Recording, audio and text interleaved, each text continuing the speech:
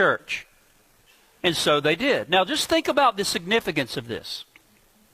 From the human side of things, if it were not for Barnabas, Saul, the man who was destined to become the great Apostle Paul, might have been lost to church history. He might have never been accepted by the apostles and by the Jerusalem church. And we might not have the 13 epistles that he wrote, which make up a large part of our New Testaments. If it were not for the sensitivity of Barnabas, his ministry of encouragement, who knows what might have happened to Saul. As one has said, commenting on this, encouragers realize that a failure to affirm new Christians can start even the most genuine convert on a downward spiral. Perhaps a struggling alcoholic or a former drug addict or a young person who's still very immature in certain areas, or someone who has lived a very immoral life, or a person who's come out of a Roman Catholic background or out of a liberal church background who is still confused about a whole lot of things. To be an encourager means that you make special effort to reach out to such people. Encouragers, like Barnabas, look out for new converts and seek to help them. Bunyan captures this well in his Pilgrim's Progress. You remember how near the beginning of his journey, as a Christian with the burden on his back was fleeing the city of destruction, he fell into the slough of despond, the swampy bog of despair. His companion Pliable deserted him and went back. Bunyan says, "Wherefore Christian was left to tumble in the slough of despond alone, but could not get out because of the burden that was upon his back. But I beheld that a man came to him whose name was Help. He said, Give me thy hand. So he gave him his hand, and he drew him out and set him upon sound ground. A man came to him whose name was Help." I read an account some time ago that a man gave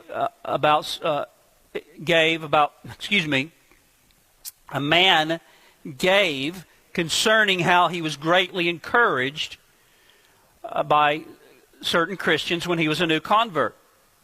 He was converted from agnosticism when he was 19 years old. He was just new to the faith.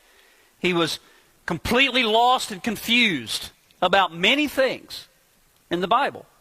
Okay? His only church experience was with a large liberal church.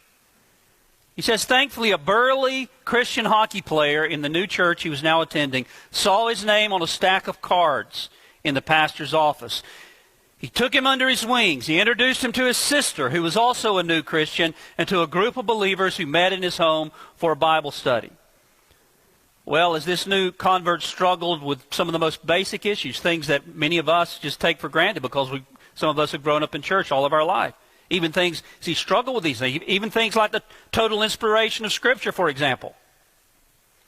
His probing and no doubt sometimes embarrassing questions that he would ask in these meetings didn't put off this bunch of encouragers. They were patient with him.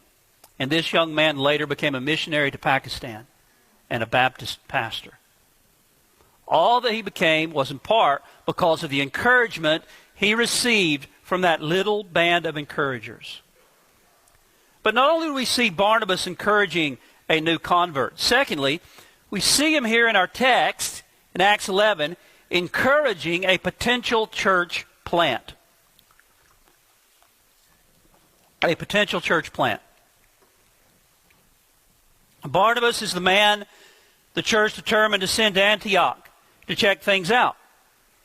Now remember, here was something new, something that had never been done before, something that at least some of the brethren were probably a bit suspicious of.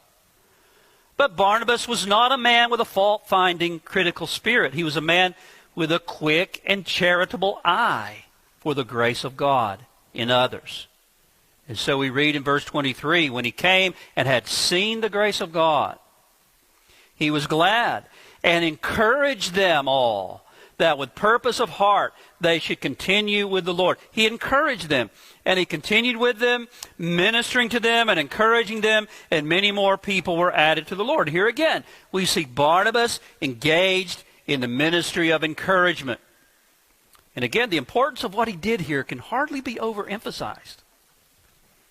This new church plant in Antioch was destined to become perhaps the most influential church of that century, and we could even make the argument the most influential church in the history of the church, because this is the church that will later become the center of missionary outreach into the rest of the Mediterranean and Gentile world. The church in which Paul and Barnabas were sent out on their first missionary journey.